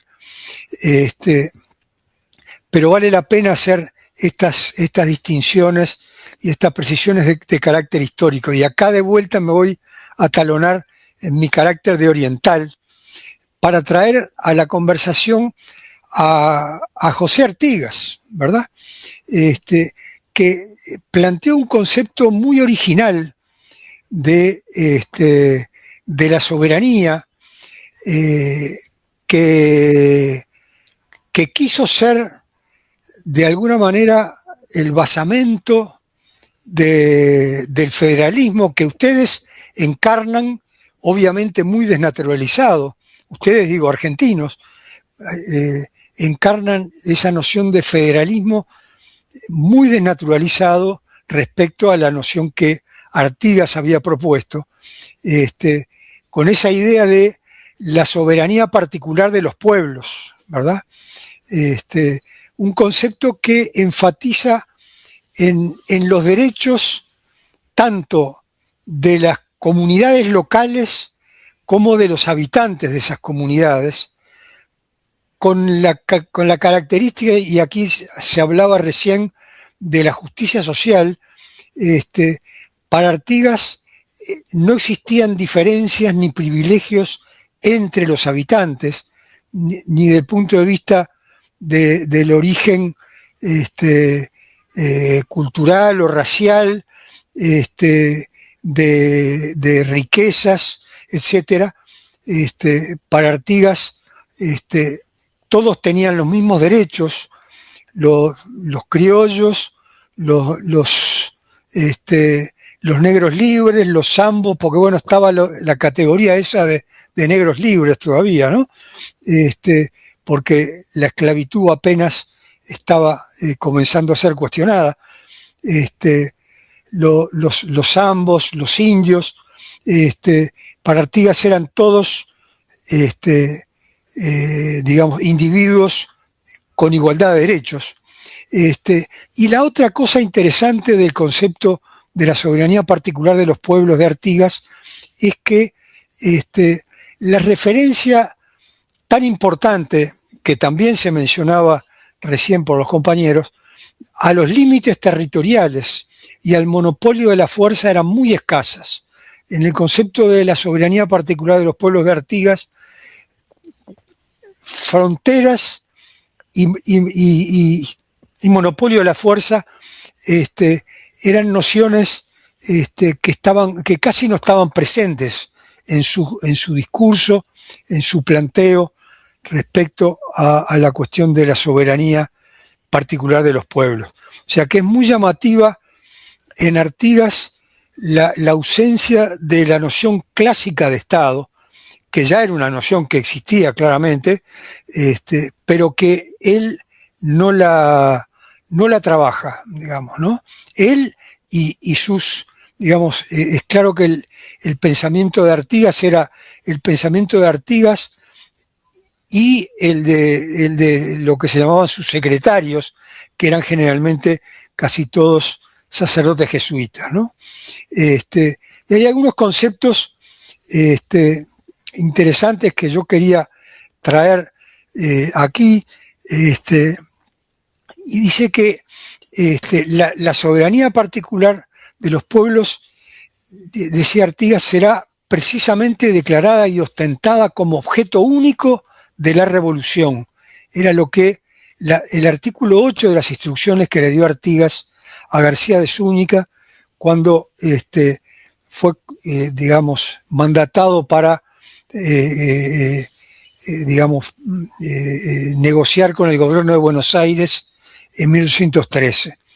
Y aquí encontramos tres vertientes de este concepto de la soberanía particular de los pueblos, ¿no? Una vertiente que es la de que lo vincula con la tradición hispánica, ¿no? De que ante la cefalía del poder real la soberanía revierte al pueblo. la vertiente francesa de la Revolución y el contrato social de Rousseau, y luego también la Constitución de Estados Unidos, con la idea de confederación como, digamos, ideal de organización estatal, ¿no? Entonces hay un doble significado de este concepto de soberanía particular de los pueblos, que tiene entonces que ver con los pueblos y las ciudades como unidades políticas básicas donde reside la ciudadanía, los habitantes, que son los titulares de los derechos, ¿no? Y ahí, como decía hoy, se incluían los criollos, los indios, los negros libres, tanto letrados como iletrados, ¿no? Los peninsulares, los criollos,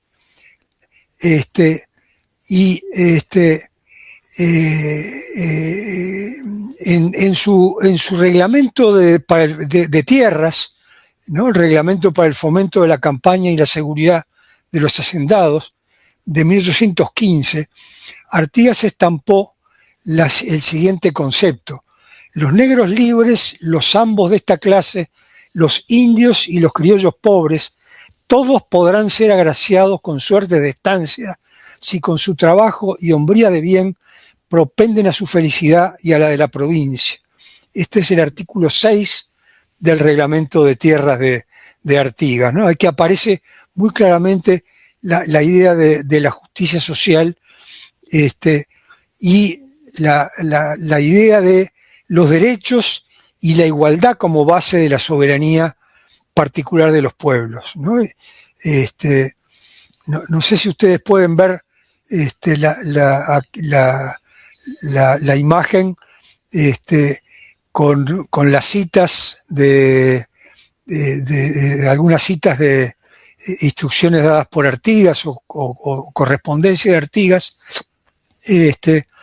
pero digamos, yo deseo que los indios en sus pueblos se gobiernen por sí, para que cuiden de sus intereses como nosotros de los nuestros.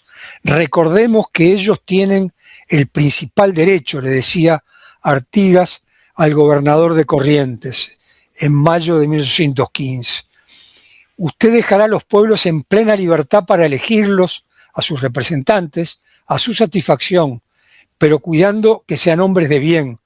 La comunicación de Artigas al comandante de Misiones, Andrés Guaracuarí, también en 1815. Y por último, también quería mencionar esta última idea de Artigas en una comunicación al gobernador de Corrientes. No hay que invertir el orden de la justicia, mirar por los infelices y no desampararlos. Es preciso borrar esos excesos de despotismo. Todo hombre es igual en presencia de la ley. Olviden esa maldita costumbre que los engrandecimientos nacen en la cuna. Córtese toda relación si ella es perjudicial a los intereses comunes.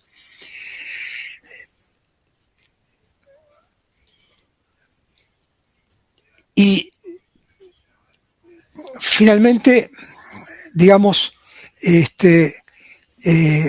además de poner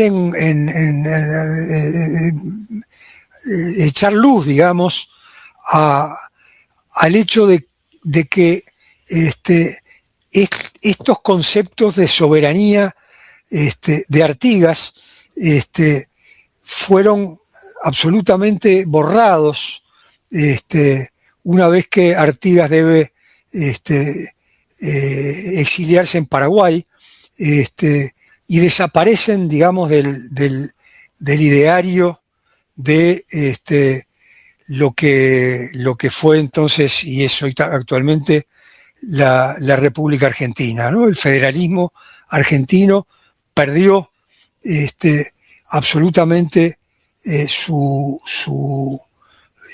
fundamentos de origen artiguista. Para terminar, quería hacer una breve reflexión respecto a la cuestión de la soberanía en América Latina, su origen y la situación actual de cuestionamiento a su vigencia, ¿no? En realidad el concepto de soberanía latinoamericana tiene su origen como reacción a la doctrina Monroe, que recordemos es de 1823, y tuvo el primer hito fundante en el primer Congreso Sudamericano de Derecho Internacional Privado, que se realizó a iniciativa de Argentina en Montevideo en 1889, que fue fue un hito central, aunque muchas veces se lo olvida, un hito central en la construcción del derecho internacional, ¿verdad? En la medida que allí, en respuesta al expansionismo norteamericano, el Congreso Sudamericano de Derecho Internacional Privado establece los principios de autodeterminación, no intervención y resolución pacífica de conflictos y controversias, sentando un antecedente central para lo que fue después el desarrollo del derecho internacional. Y no es casual la fecha de fines del 88, principios del 89, del primer Congreso Sudamericano de Derecho Internacional Privado, apenas unos meses antes de la reunión de la primera conferencia panamericana que se celebró en Washington a iniciativa de Estados Unidos en octubre del 89, de 1889, donde se planteó por primera vez la idea de la zona de libre comercio desde Alaska hasta Tierra del Fuego, ¿no? El primer antecedente del ALCA. Y cómo, digamos, el latinoamericanismo fue desarrollándose en permanente confrontación y lucha con el panamericanismo de Estados Unidos, ¿no? Y una mención también retomando lo que se señalaba anteriormente, a las Naciones Unidas, con la Conferencia de San Francisco del 45, y recordar de que el preámbulo de la Carta de Naciones Unidas comienza con nosotros los pueblos. Incluso no se habla de nosotros los estados, se habla de nosotros los pueblos. Y la cuestión de la importancia de Naciones Unidas en tanto cristalización, digamos, de esos principios que yo mencionaba, surgidos de la Conferencia Sudamericana del 88-89, y la cuestión de la igualdad jurídica de los estados. Y quería terminar, ya la compañera me facilitó la cosa y me permite ser muy breve, con la situación actual de cuestionamiento muy profundo de la soberanía, que como ella decía, nunca fue realmente efectiva, pero por lo menos estuvo formalmente consagrada y aceptada internacionalmente por todo el mundo. La soberanía hoy en día está profundamente cuestionada y explícitamente además puesto negro sobre blanco en la estrategia de seguridad nacional de Donald Trump de noviembre del año pasado, donde establece además con mucha claridad la voluntad de poner en cuestión la soberanía latinoamericana en la medida que establece el derecho de Estados Unidos a disponer de todas aquellas cuestiones que defina como estratégicas para la seguridad nacional norteamericana. Así que bueno, espero haber aportado alguna cosa original en mi condición de oriental a las reflexiones, y les agradezco mucho la atención y la invitación a participar en este evento. Gracias.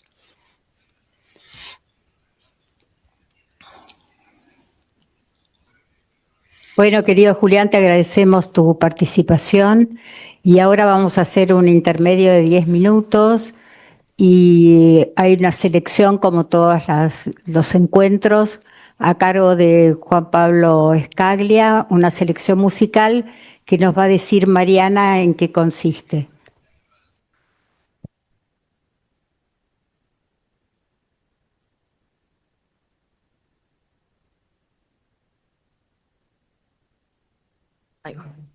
Bueno, paso a leer los temas que seleccionó ya Juan Pablo Escaglia.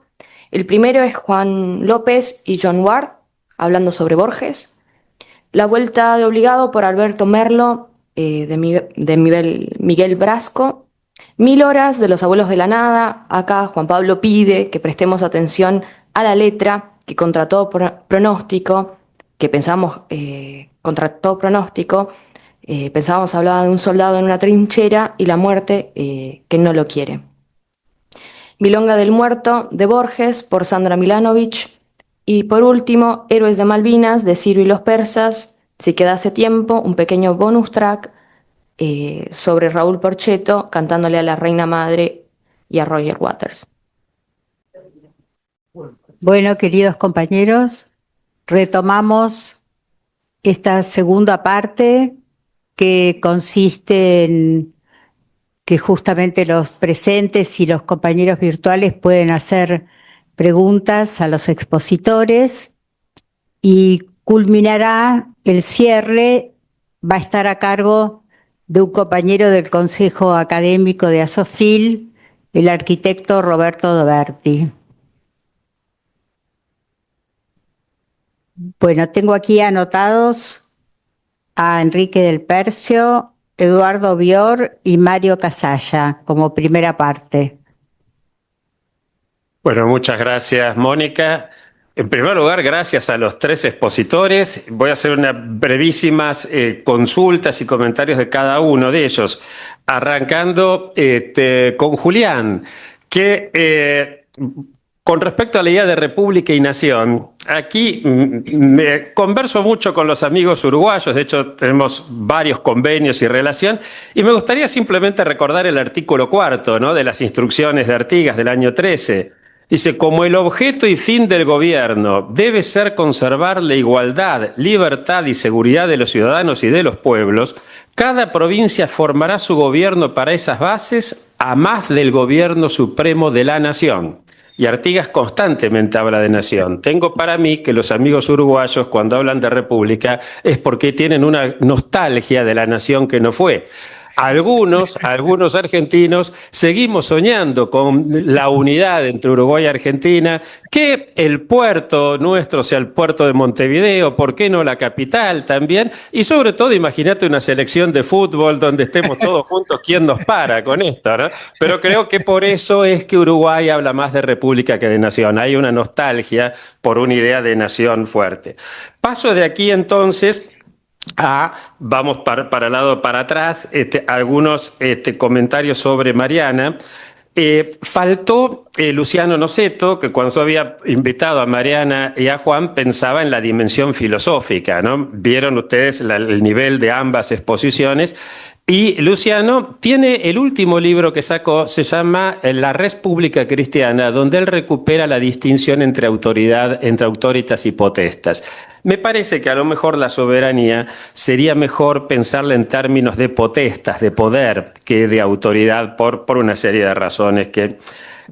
Después, una cuestión donde vos planteabas cómo después de la Segunda Guerra Mundial ya queda como una suerte de idea de que la guerra no da derechos en términos de soberanía. Cuando yo fui a hacer mi postdoc a Inglaterra, Carlos Corach, me dijo, mira, ya que vas para allá, quiero que hables con una profesora de la Universidad de Westminster, que es la máxima especialista en Atlántico Sur desde Inglaterra. Yo la llamo, ella hablaba castellano, lo cual para mí fue un descanso cuando está esta, y me dice, bueno, sí, no hay problema en que tengamos un encuentro, solo le quiero decir una cosa para no perder el tiempo. Ustedes saben que perdieron una guerra, ¿no? Y le digo, bueno, sí, está bien, entonces podemos hablar.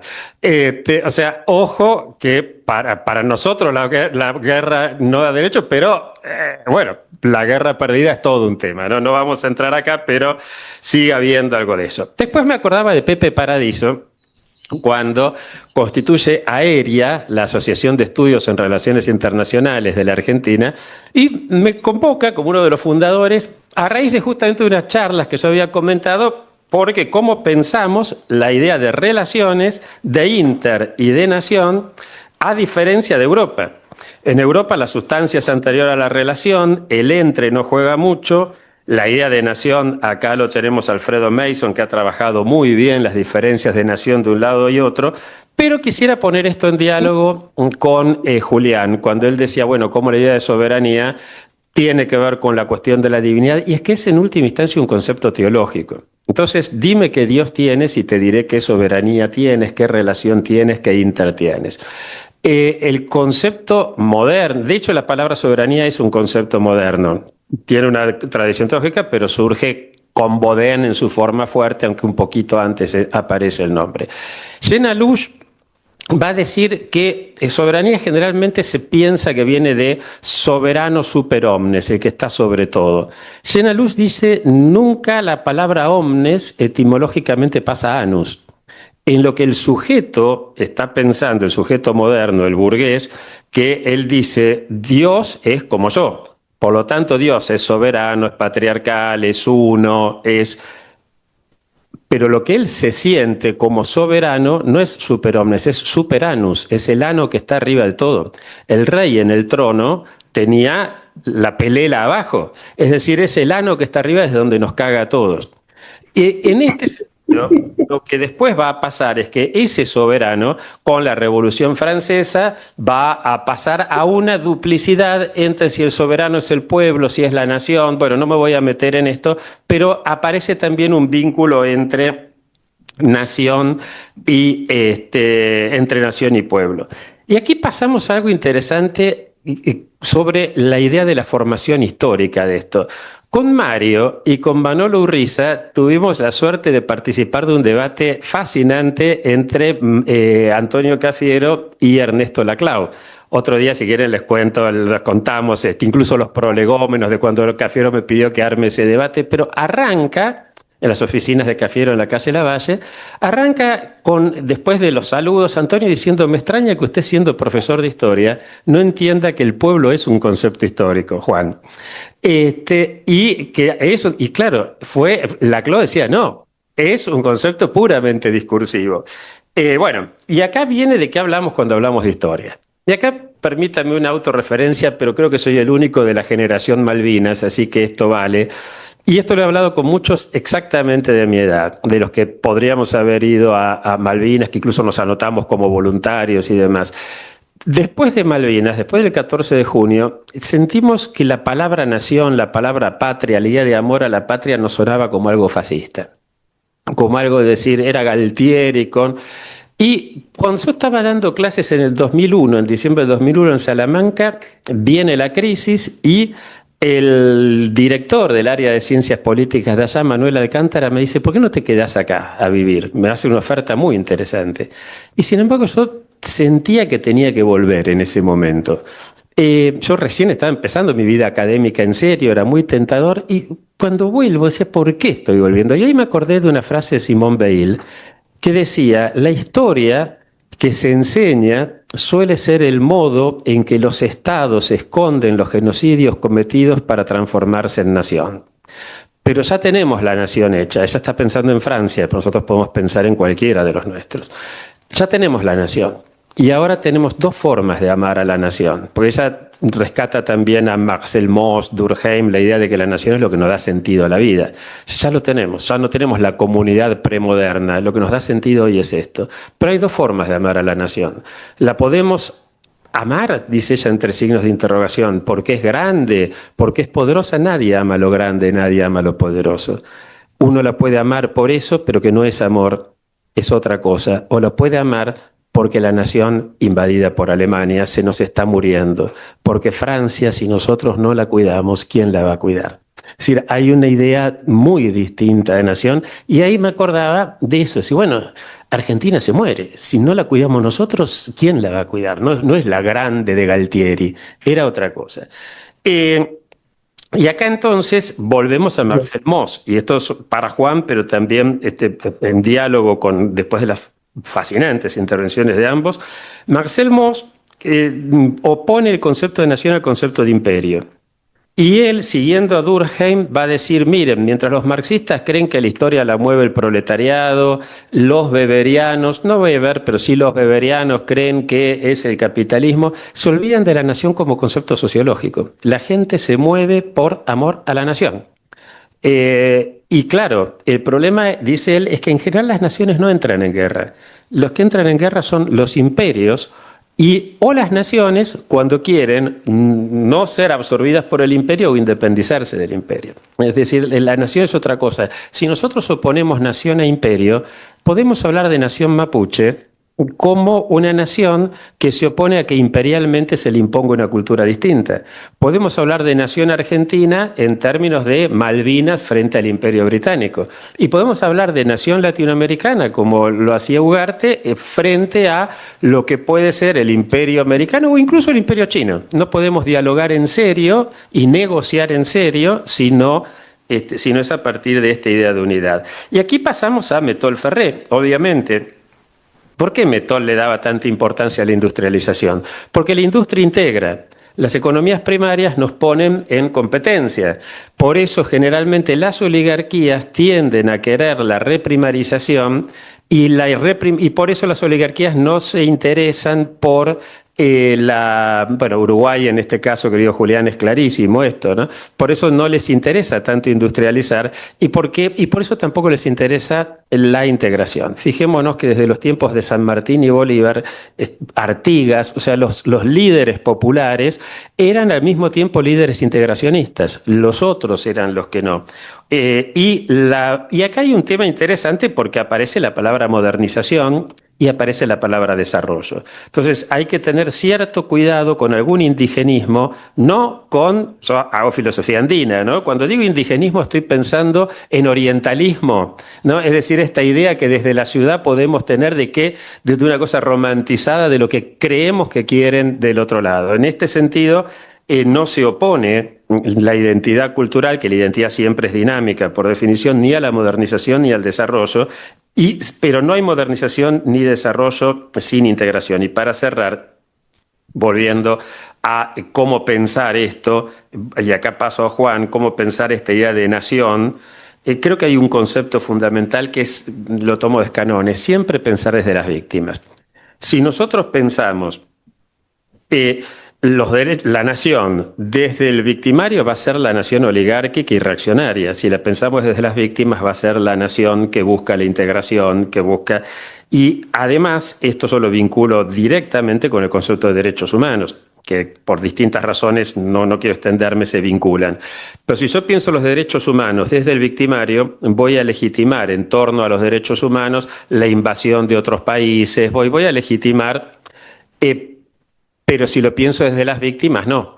Ahora, lo mismo pasa con el imperialismo. Si yo lo pienso desde el victimario, voy a comprar, por ejemplo, el discurso de Ortega, de un nacionalismo antiimperialista, pero si lo pienso desde las víctimas de la dictadura o de la tiranía de Ortega en Nicaragua, la cosa la voy a ver desde otro lado. O sea, eso vale tanto para Trump como para Ortega, no es una cuestión ideológica, ¿no? Y entonces...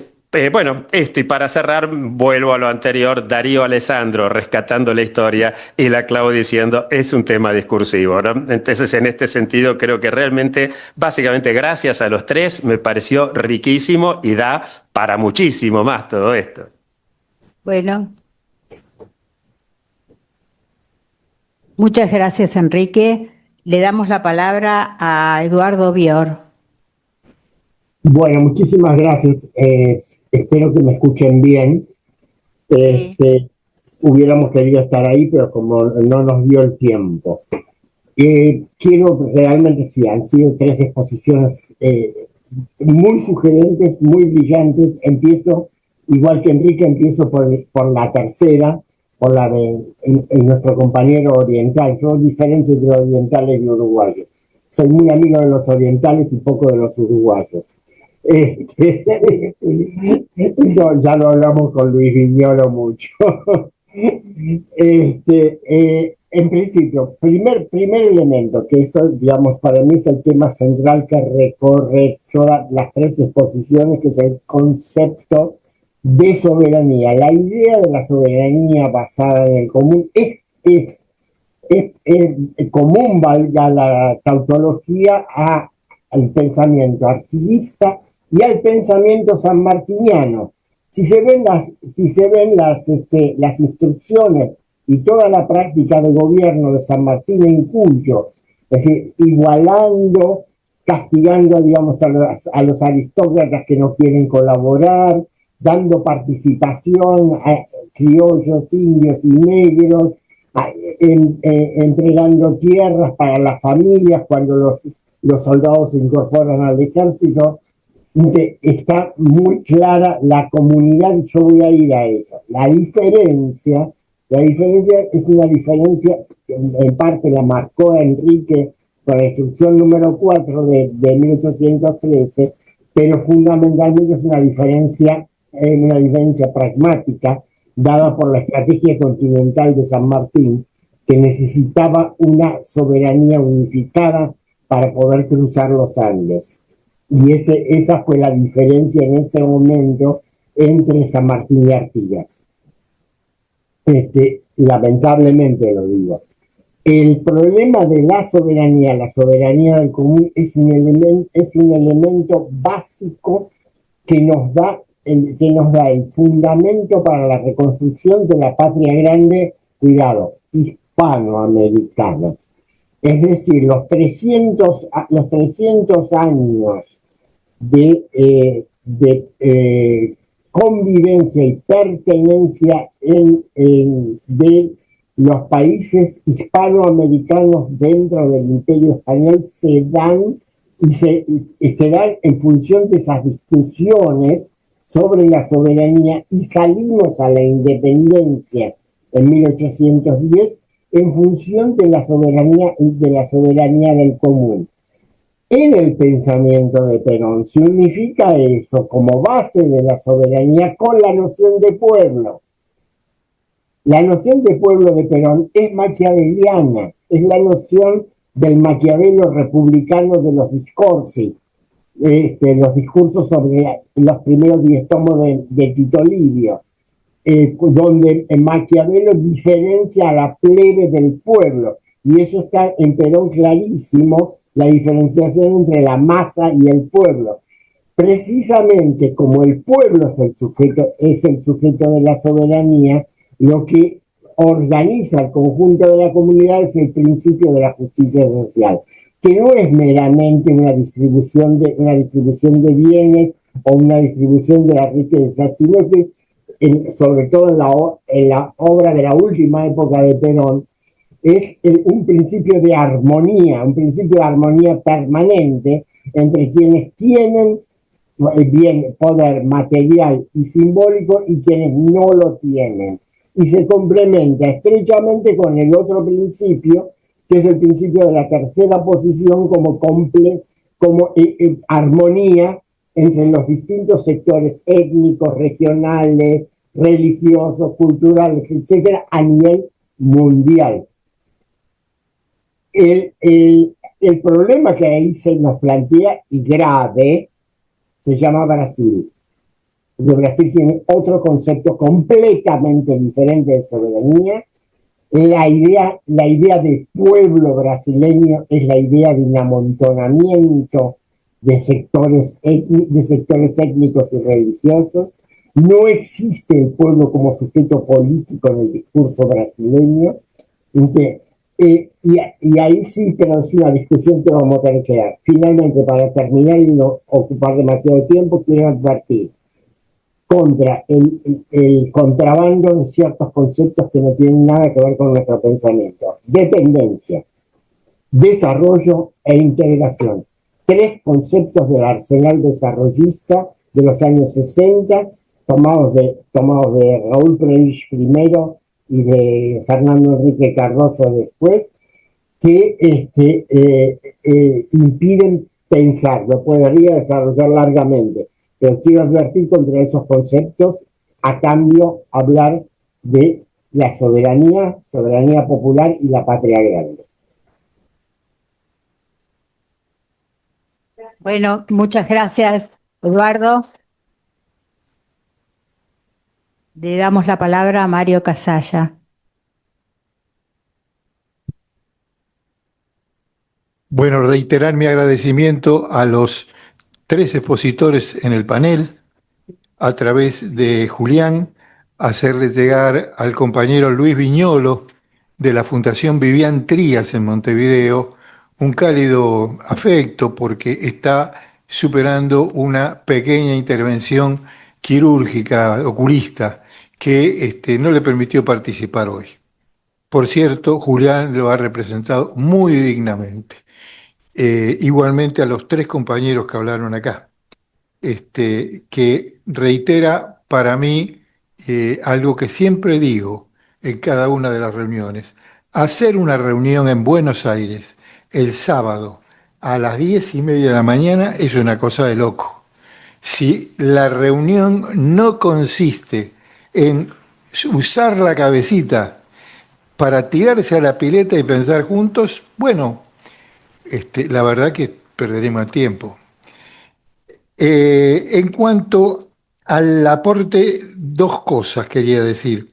Por un lado, cuando nosotros estábamos fundando el movimiento de filosofía de la liberación, surgieron, sobre todo para los que veníamos de la filosofía, 2 desafíos muy grandes.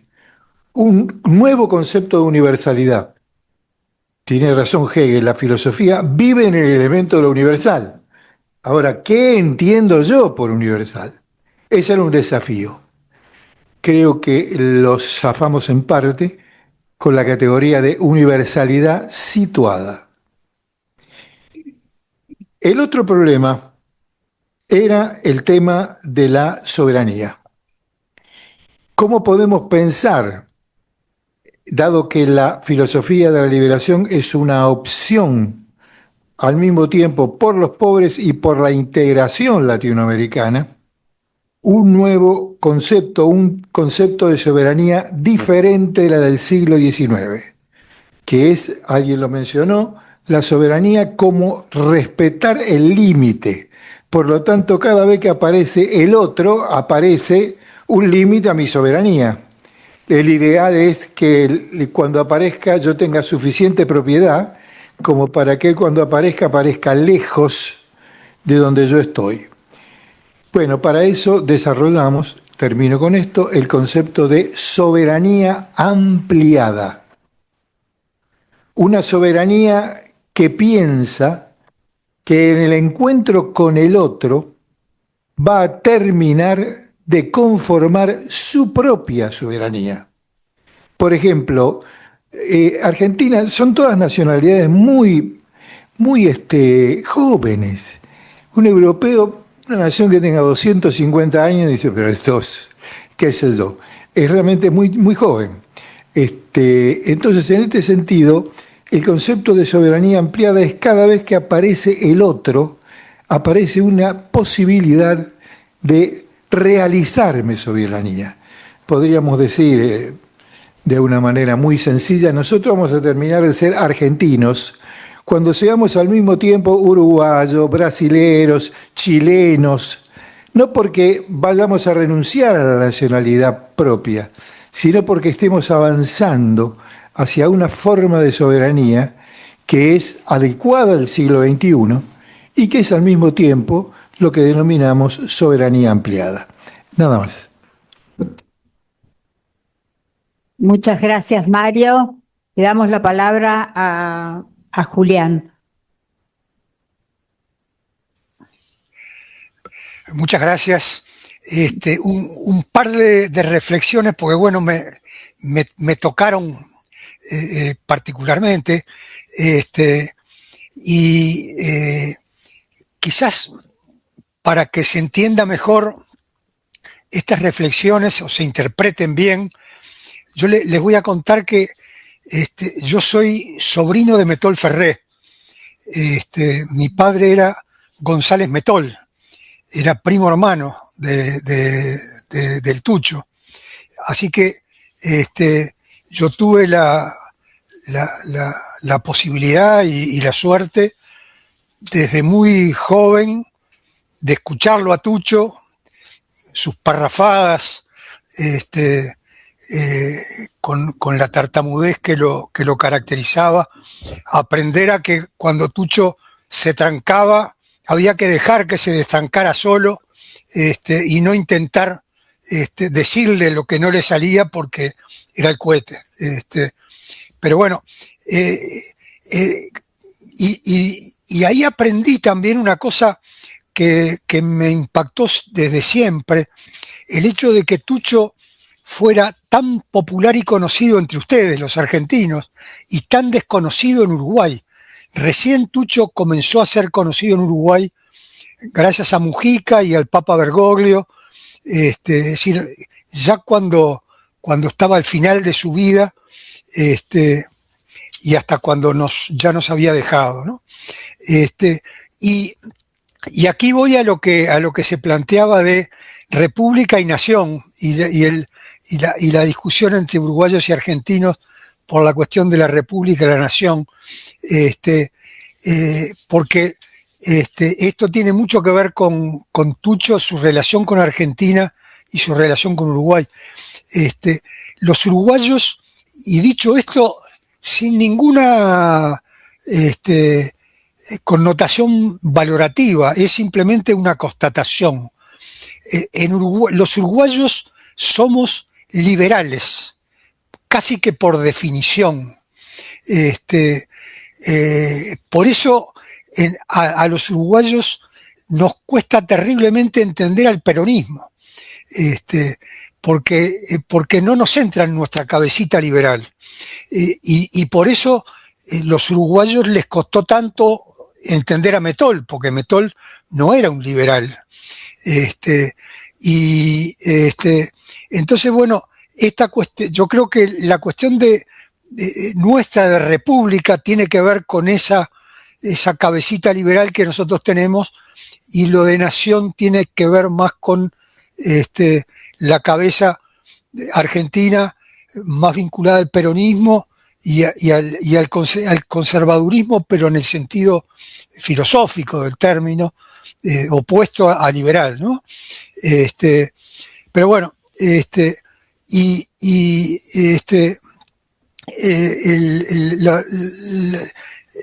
el otro apunte que tiene que ver con esto también, la mención a que si somos uruguayos o somos orientales. Efectivamente, en realidad con el exilio de Artigas dejamos de ser orientales y empezamos a ser uruguayos, y terminamos siendo uruguayos gracias a Lord Ponsonby, que nos inventó como Estado tapón, ¿no? Así que bueno, efectivamente el compañero tiene razón en lo que decía. Simplemente estos dos apuntes. Muchas gracias.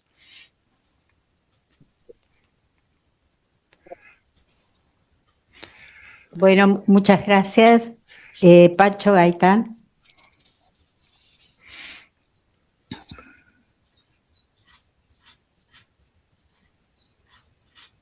Muchas gracias, y gracias a los tres expositores. La verdad que además con este agregado nos parece fantástico. Yo quiero solo hacer una puntuación que básicamente me parece interesante para nosotros mismos, o sea, para los argentinos que participamos de este tipo de cosas, porque yo he tenido la suerte de ser alumno de la primaria en el peronismo. Y fui alumno de la secundaria en la escuela industrial, de la fábrica, en el peronismo. Entonces me formé en el peronismo. Y me pareció comprender desde la escuela sarmientina que todavía vivimos, esto que nos planteaba el compañero con mucha claridad sobre la historiografía liberal, y el cambio que se produjo a partir de 1943 y fundamentalmente del 45. Y que en el caso particular mío creo que de mi generación ayudó que cuando derrocaron al presidente Perón, una de las consignas fundamentales que lanzaron fue de que cayó la segunda tiranía de la historia. Entonces nosotros dijimos, pucha, si esta fue la segunda que nosotros conocimos, estamos de acuerdo con la primera. O sea que ya de alguna manera el proceso de revisión histórica que los jóvenes de aquel tiempo de alguna manera veníamos sintiendo, como que se consolidó por la opinión de nuestros propios adversarios. A partir del derrocamiento del gobierno de Perón, que fue un gobierno industrialista, y que, como bien dijo alguien, incluso creo yo, fue parte de un sector de la Fuerza Armada, particularmente del ejército industrialista, de Mosconi, de Sabio, etcétera, de una cantidad de militares que asumieron ese tipo de... Y que creo que no fue solo argentino, sino que en América Latina más o menos se dio también esta tendencia. Desde el 55, los que retomaron la conducción histórica, digamos, han venido intentando hacer es destruir al peronismo, terminar con el sindicalismo, que era una de sus expresiones orgánicas, etcétera. Pero y aquí es lo que quiero reafirmar, que mi querido compañero Enrique lo planteó, simplemente le voy a hacer un pequeño agregado, es que ese proceso, porque después del 55 siguió habiendo un ejército industrialista, y casi en América Latina también, pero eso se fue cortando y el cambio vino realmente a partir de 1976. Y ese cambio se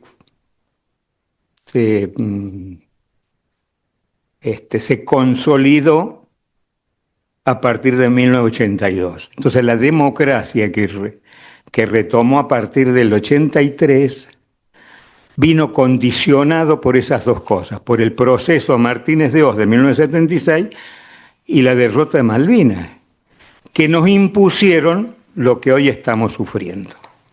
Este es el verdadero origen en la práctica que se dio a partir de los 70 en el modelo neoliberal, que tiene todas estas condiciones de achicar el Estado, de etcétera, etcétera, que no voy a referirme a eso porque ustedes lo saben mejor que yo. Pero sí quiero insistir sobre el tema de Malvinas, porque la democracia no logró modificar esto, ni siquiera lo explicitó al pueblo. Y por ejemplo Alfonsín, que fue, algunos dicen que es el dueño de la democracia o líder de la democracia, yo lo niego totalmente, porque ustedes tienen que leer, no sé si lo han hecho, el libro del doctor Ricardo Gil Lavedra, que él cuenta realmente cómo fue el proceso del juicio a la Junta, y no tenía nada que ver con el planteo que hizo Alfonsín. Alfonsín no hizo eso, no quiso hacer lo que se hizo. Eso surgió de cómo se fue imponiendo el proceso de discusión de los derechos humanos.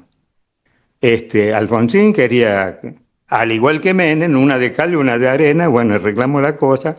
Menem incluso fue un poco más allá porque planteó la amnistía, como y dijo, bueno, guerrilleros y militares, arreglamos todo. Y se dio otra cosa.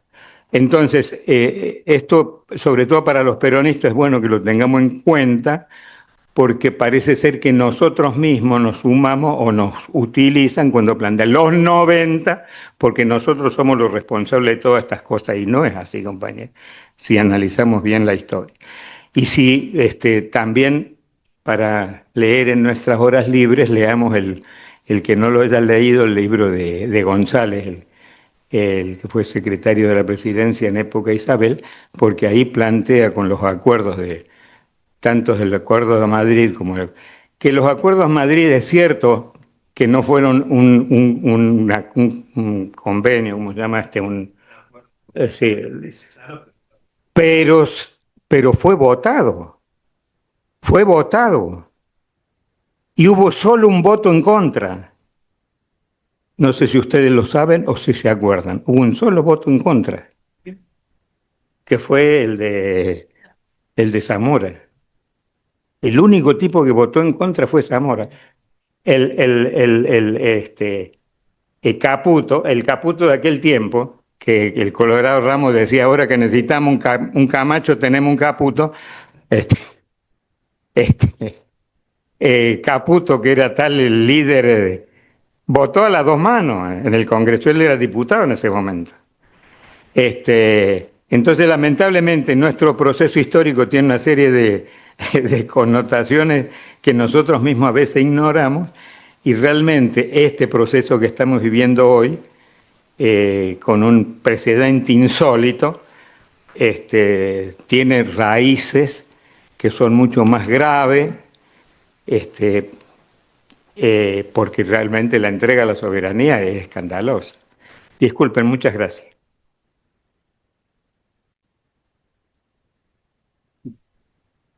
Bueno, el cierre de hoy, como hemos establecido a partir de este año, va a estar a cargo hoy de nuestro querido arquitecto Roberto Doberti. No, yo bien, ahí solo me quedo clarísimo.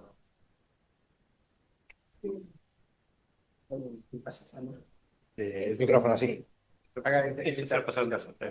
Ya va, ya va. Está más cerquita. Ahí está. Sí. Está bien, ¿no? Ahí. Creo que con mi voz necesitaría los dos, pero bueno.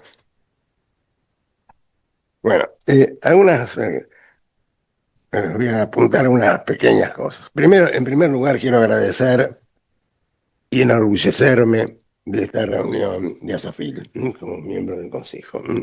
Agradecer a los tres expositores la calidad y la profundidad de sus presentaciones. Me gustó que Julián se haya definido como oriental. Yo soy oriental. Yo, cada vez que he escuchado la noticia de, por ejemplo, convulsiones en el cercano oriente, yo pensé, puta, despelote en Montevideo. Y resulta que no, que estaba lejísimo. Esto es una demostración de una dependencia cultural terrible. Antes de olvidarme, quiero recordarles, insistir una vez más, pienso que inútilmente, pero hay que insistir, el deseo de puntualidad para el comienzo de las reuniones. Nos dijimos a las 10:30 para que nadie se sintiera que los estamos exigiendo a madrugar un sábado, pero a las 10:30 debiéramos estar. Y les recuerdo también que la próxima reunión será el 13 de junio. Les voy a leer algunas de las cosas que yo escribí como para el cierre de esta reunión. A lo mejor para arruinarla, pero bueno. Digo, para elaborar, asumir y defender la soberanía nacional en todas sus dimensiones, se requiere de convicción y especialmente de valentía. Es necesario superar los cantos de sirena y hacerlo con los oídos abiertos y con las manos y los pies libres.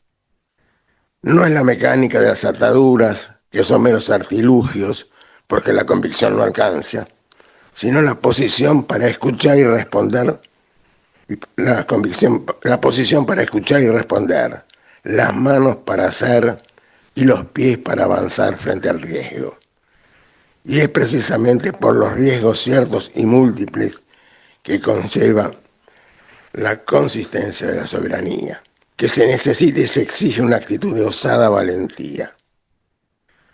Al sostén de las soberanías y a la permanente actitud de ampliarlas le corresponde plenamente la noción de patriotismo.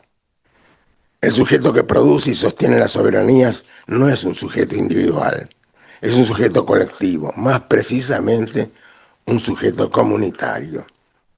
Hay hombres y mujeres que lideran esos ideales,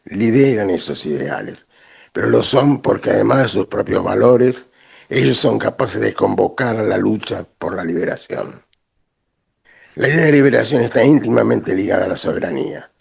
Se puede decir que la liberación es el proceso, el accionar, y soberanía es el resultado, la consecuencia de ese proceder.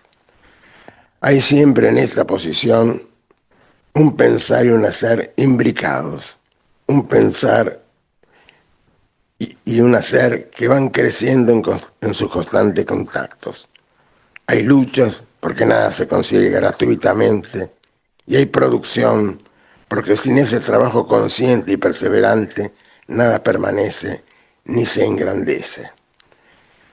Hace años la consigna del campo popular era liberación o dependencia. Hoy se ha convertido en liberación o sumisión. Se hace en todo el perfil de la cuestión, aunque su configuración se mantiene. En el sostenimiento de las soberanías hay un amor genuino, por momentos calmo, por momentos intenso, frenético, pero en todos los matices ese amor es límpido, generoso.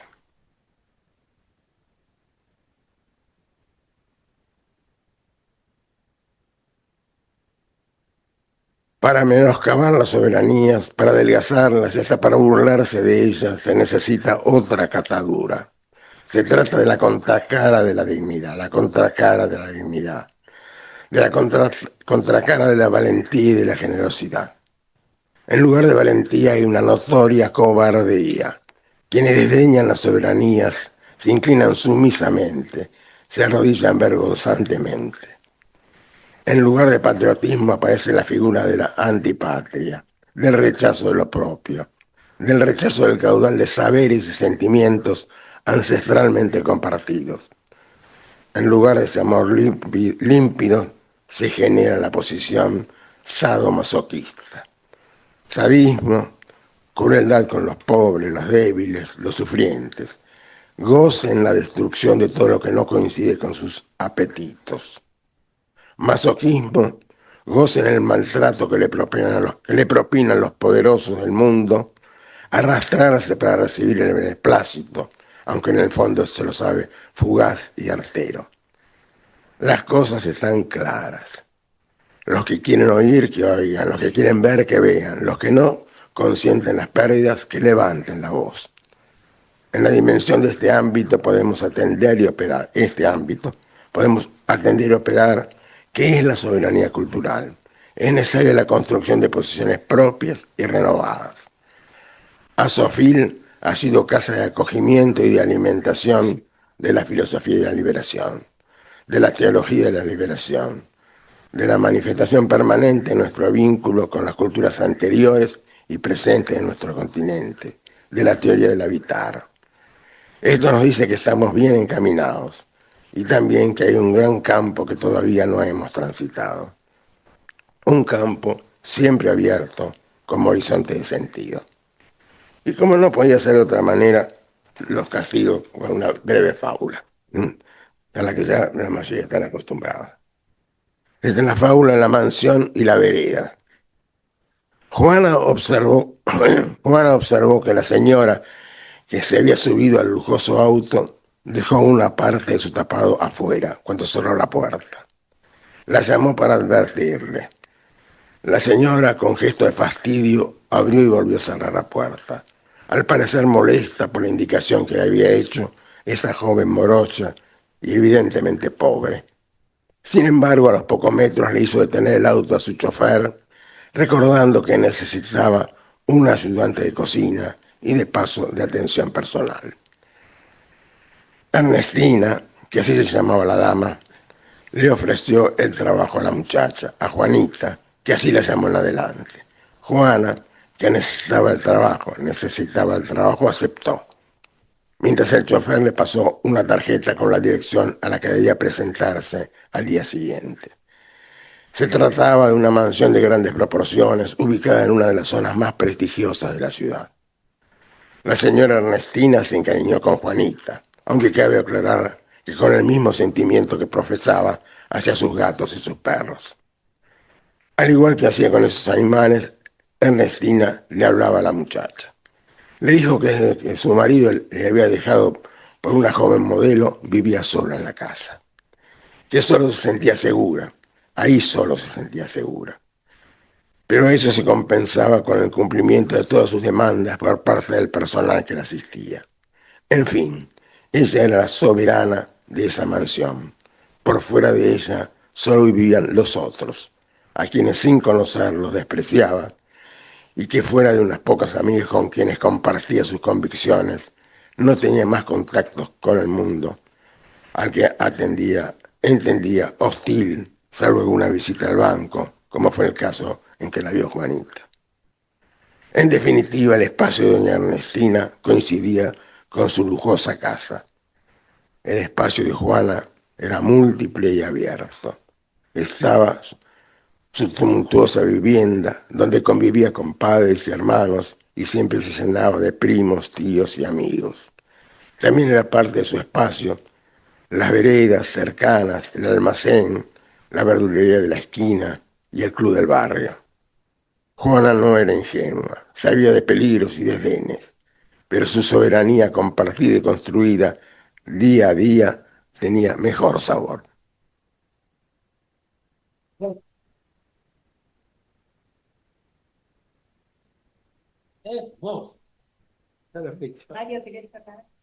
No, bueno, simplemente avisamos la fecha del próximo encuentro. Yo ya la avisé, es el 13 de junio. Perfecto.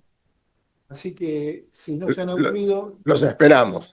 los esperamos. Los esperamos a todos. Bueno.